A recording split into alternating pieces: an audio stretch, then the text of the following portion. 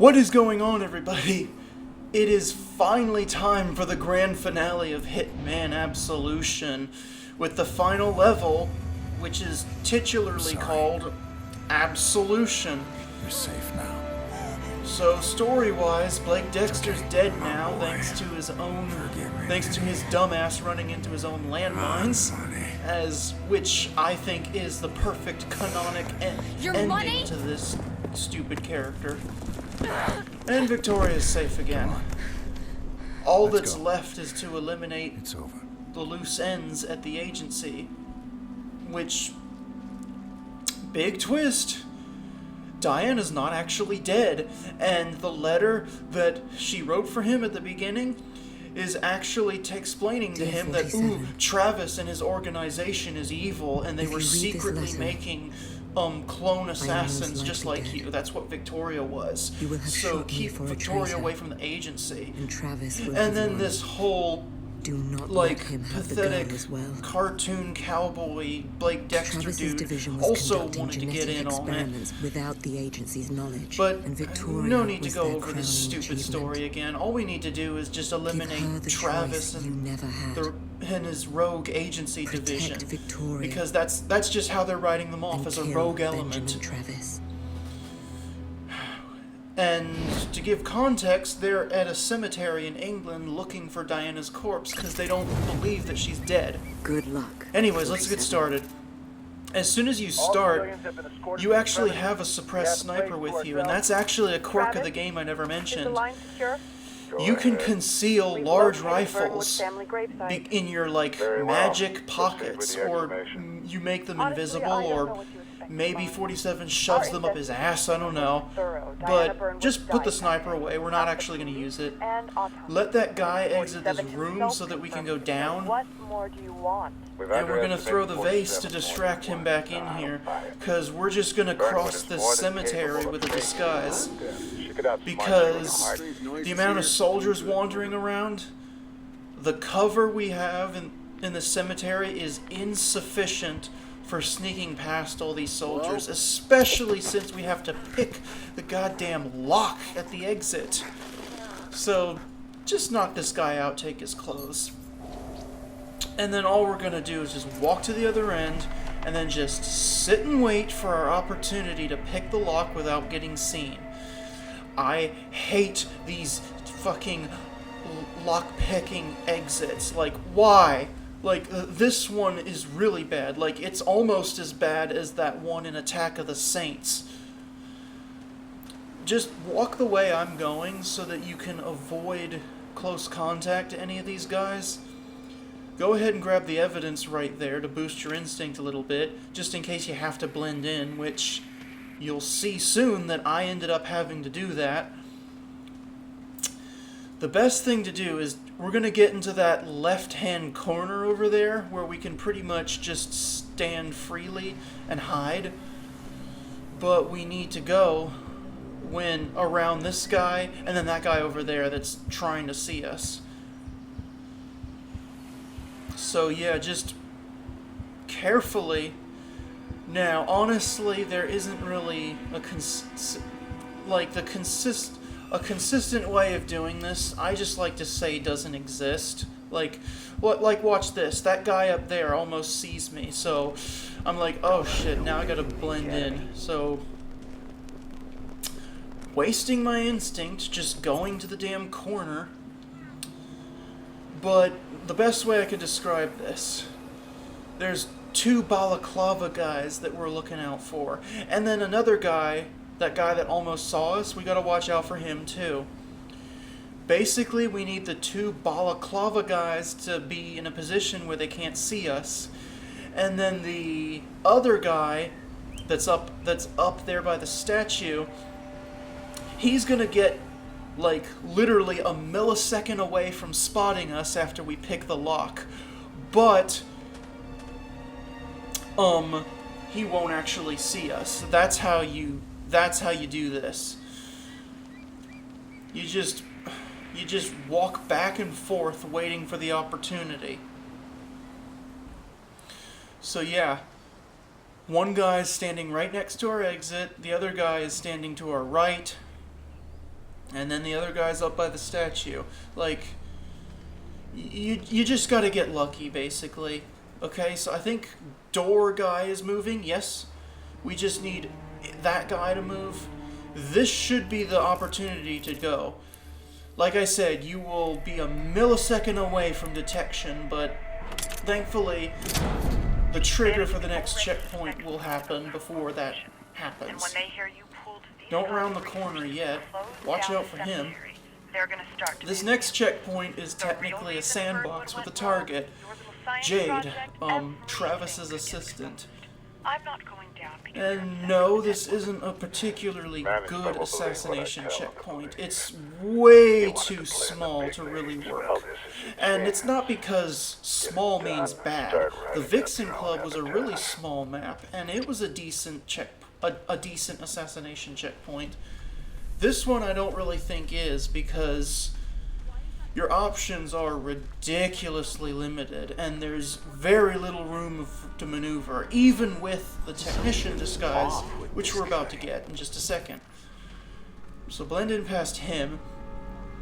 You gotta move at the right moment. The guy in the back with the assault rifle has to turn around, then blend in past this guy that's not moving, and then while everyone's facing away, crouch here and take this technician disguise. Now we can free roam. For the most part, there's another technician over at the crane where the tomb is, but you can easily avoid him. Get the evidence while you're at it. It's easy to get. But now we can kind of free roam a little better now that we have this disguise, but it still doesn't really increase our options, though. The only thing it really does is when Jade walks past us, she'll ask to talk to us, and she'll take us over to the crane where we'll have a nice accident kill ready to set up for her. And conveniently, as soon as we go in, that other technician's gonna leave. We're gonna have to blend in past him, but he'll be out of the way at least. Doctor, a word, please.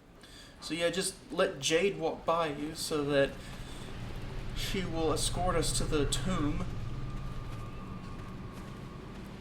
And then let the technician go by as you blend in.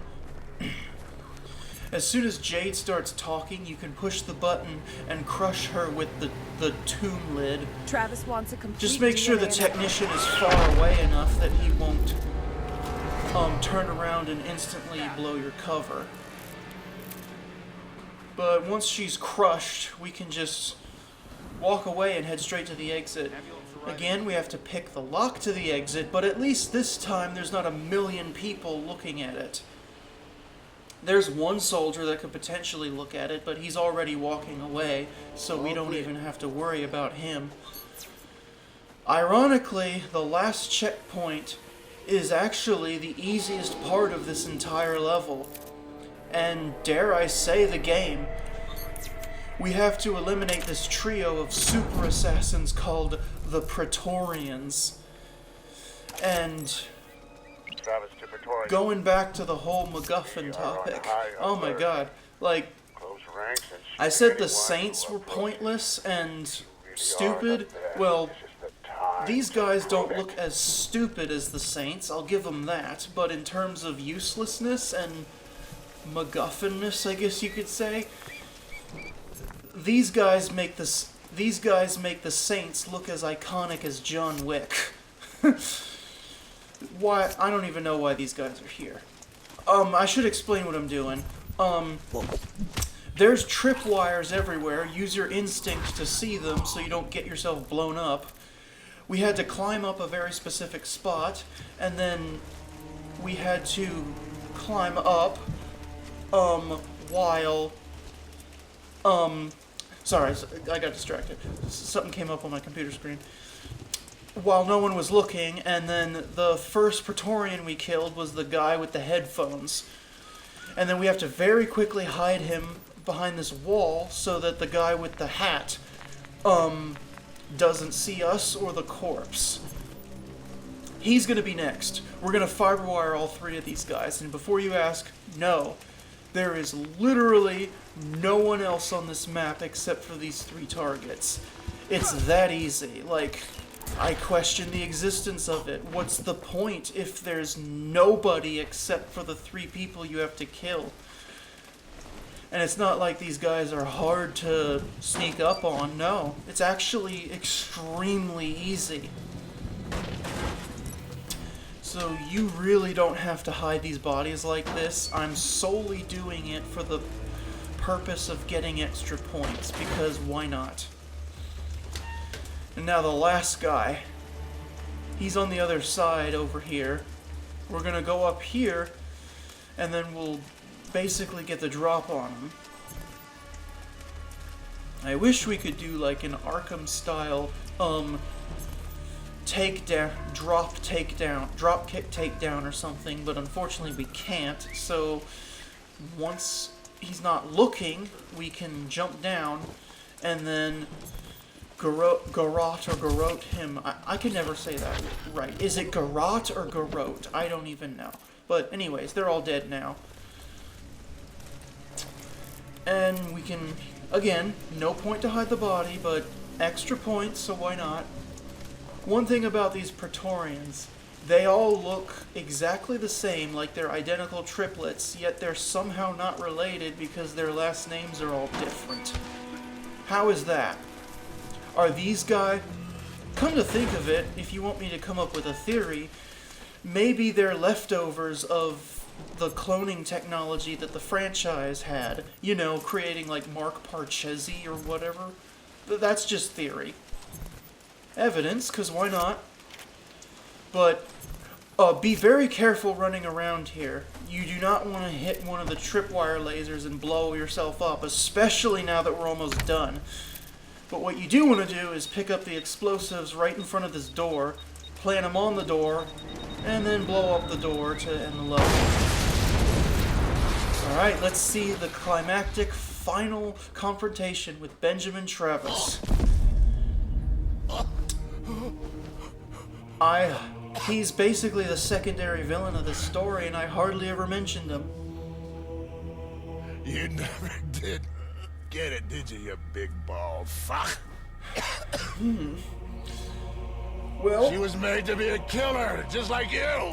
Oh, and isn't this just the greatest, most badass costume to end the game with? A white, like... Just tell me. A white, Did like... you kill her? I guess it's technically like a Diana. Biohazard suit, but it looks like we're wearing a damn poncho. You will never know.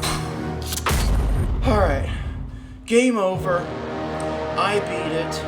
I gave my walkthroughs to do the game in a relatively good way. We didn't necessarily get the max rating on every level, nor did we get all the evidence or any of that other bullshit. We just beat the game in a way that I'm happy with. And I'm happy that I never have to play it again. Which, maybe... Who knows, maybe I just will get an odd urge and then do it again at some point. Then again, I had an odd urge to make these walkthroughs even though I really didn't want to. This truly is the... How do I even describe it? The deformed, inbred, distant uncle of the Hitman Excellent work, franchise. It's 47. that bad. The money has been I wired just to your like it that account. much. Welcome But back. level over. Game thank you. over. Why not? You know what? While we're here, let's just watch this last cutscene. This is the Chicago PD detective who's been after 47 ever since Dexter reported him for murder at the Terminus Hotel. I'm sure even if you play this game and watch all the cutscenes, you won't remember this guy because, you know, he had such a big role. For a price. So did Birdie, for that matter. Alright, game over. I guess now, while I speed through the credits, or at least some of the credits, I'll just ramble a little bit. I mean, I won't. Okay, here's the short version. This game sucks. I call it Hitman abortion for a reason. The end. Alright, we're done. I'm so happy I got through this, and thanks to anyone who watched it, and I hope it did help you if you decided to play this game, which, if you did, I'm sorry. I really didn't want to encourage you to, but hopefully these videos helped, if nothing else. And if you haven't played this, don't. It sucks. Alright. At some point, I'll go back to doing some real Hitman. Like, I'd love to redo some of my old videos, so we'll see what happens. See ya!